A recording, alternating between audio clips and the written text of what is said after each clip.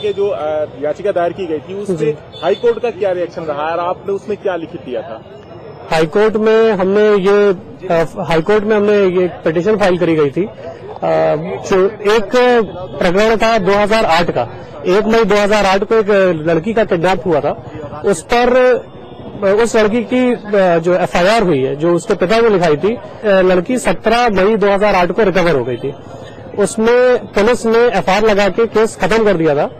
जब न्यायालय में प्रोटेस्ट एप्लीकेशन फाइल हुई तो 202 के बयान में लड़की ने योगेंद्र सागर, जो कि बीएसपी के एमएलए हैं और बिलसी विधानसभा अध्यक्ष सीट से खड़े हुए थे और जीते थे, उनका नाम लिया और उनके साथ उनके एक सह अभियुक्त थे तेजेंद्र सागर और एक नीरू शर्मा करके हैं, 3 का नाम लिया। इस पर कोर्ट ने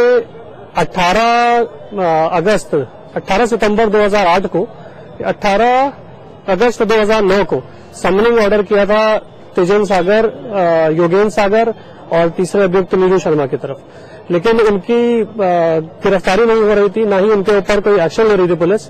उल्टा लड़की के भाई और लड़की के पिता दोनों ही के ऊपर कई सारे क्रिमिनल केसेस बना दिए गए थे।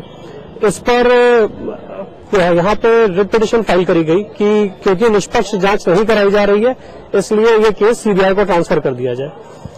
उस पर कोर्ट कॉग्निजेंस, माननीय उच्च न्यायालय ने कॉग्निजेंस लिया है और 18 अगस्त 2009 का जो समनिंग ऑर्डर था उस पर क्यों नहीं विधायक जी को प्रस्तुत किया गया, कोर्ट में अरेस्ट क्यों नहीं किया गया, इस पर क्वेश्चन किया था एसएसपी बदायूं से कल। उन्होंने आश्वासन दिया कि 10 दिन के अंदर वो योगेंद्र सागर को अरेस्ट करके न्यायालय में प्रस्तुत कर देंगे। इस पर कल का जो आदेश हुआ है उसमें यह आदेश किया गया कि 7 दिनों के अंदर जेएम फर्स्ट बदायूं एक फ्रेश एमबीडब्ल्यू जारी करेंगे और उस एमबीडब्ल्यू के 10 दिन के अंदर योगेंद्र सागर जो एमएलए हैं उनको अरेस्ट करके न्यायालय में प्रस्तुत किया जाएगा। ये जी, अब ये जो केस है इस पर क्या हाईकोर्ट का क्या अंदेशा लगाया जा सकता है कि इस तरह के केस है, रेप का केस उनके ऊपर लगा हुआ है जी, किन किन सजाओं का प्रावधान हो सकता है? नहीं, अभी तो ये अभी तक ये सरेंडर ही नहीं हुए थे। 2008 का मुकदमा चल रहा है, 2009 से समनिंग चल रही थी, 2011 में तो ये जाके सरेंडर हो रहे हैं। अभी सजा पे तो इतनी जल्दी कुछ नहीं है, लेकिन ये है कि इस केस के बाद जो विक्टिम है उसके घर वालों पे और जो यहाँ पे याचीगण है प्रेमचंद शर्मा, जो कि सिर्फ एक विटनेस थे, उन्होंने इस घटना को देखा था, उन्होंने गवाही दी थी, तो उनके ऊपर इतने मुकदमे फाइल कर दिए गए थे।